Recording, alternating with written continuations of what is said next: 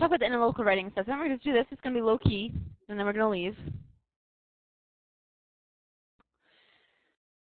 So the analytical writing assessment. The first thing you do when you walk in on test day, and you're going to write 2 essays, and you have 30 minutes to write each essay.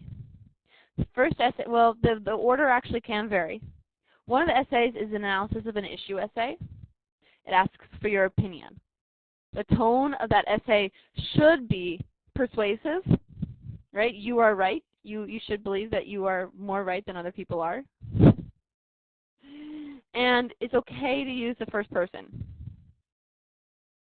right? It's okay to use I because it usually specifically asks you for your opinion. The other essay you're writing is an analysis of an argument essay. The tone of this should be neutral. It's not about your opinion. It's about your evaluation of the argument's reasoning. It's not wrong if you use the first person in this essay, but there's no reason to. How are the essays scored?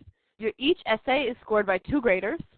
And in fact, one of those graders will be a computer, and one of them will be a person. Each essay is scored by 2 graders on a scale of 0 to 6. And they can only give you a whole point score.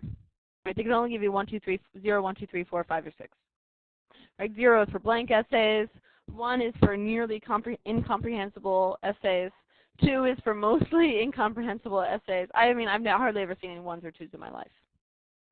3 essays I really only get from students who speak English as a second language. That means that they basically answered the question, but there are like obvious multiple errors in their grammar. And a 4 and above are all adequate essays, right? A 4 means it's good, you answered the question, you made a few grammatical mistakes, but they weren't overwhelming. 5 means that you answered the question and maybe used your language is a little bit more complex, right? Not that you used fancy vocabulary, but you maybe used more sentence variety of syntaxes. Maybe you answered the question a little bit more depth, and maybe you made fewer grammatical mistakes. 6 essays is a really good essay. You made very few grammatical mistakes, probably less than 3. You answered the question thoroughly and supported your question with your points with examples, and you used a variety of syntaxes correctly.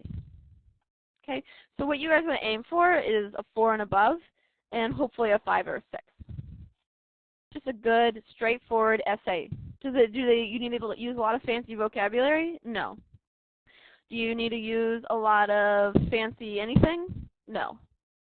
Do you need to answer the question? Yes. Do you need to have your essay be well organized? Yes. Do you need to use examples to support your points? Yes. And we'll talk more about exactly what to do in a second.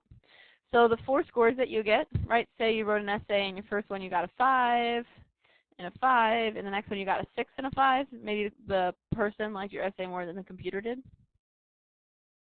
Your 4 scores, 2 from each essay, right? These would be from one essay and this would be from another, are averaged to your final essay score.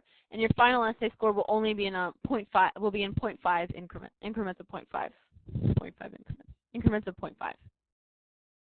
Okay, so you only get a 4, 4.5, 5, 5.5, 6.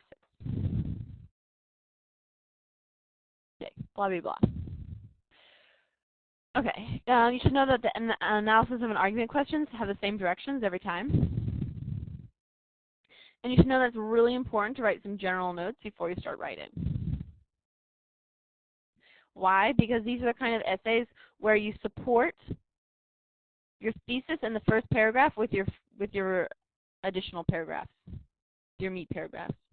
So this is kind of the structure of your essay. You've got a big block, supported by all the other blocks. So this is not the kind of essay where your ideas get bigger. You develop your ideas as you go.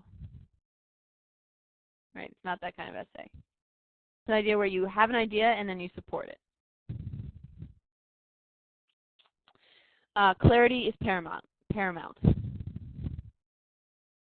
You do get extra points for depth of thought, for having more deeply considered ideas, but clarity is paramount. It's really good to use transitional phrases and keywords. Transitional phrases, however, secondly, therefore, firstly, for example, for two reasons. Number one, it helps your essay be really well organized. So feel free to be cheesy. Firstly, blah, blah, blah. Secondly, blah, blah, blah, blah, blah. Thirdly, blah, blah, blah. Right? Feel free to be as cheesy as you want to be in your writing, as long as it's clear and well organized. So use transitional phrases to help be clear and well organized, and also because the computer picks those words up as keywords. It's not like those words get you more points. It's just that it helps the computer like understand what you're doing. Okay.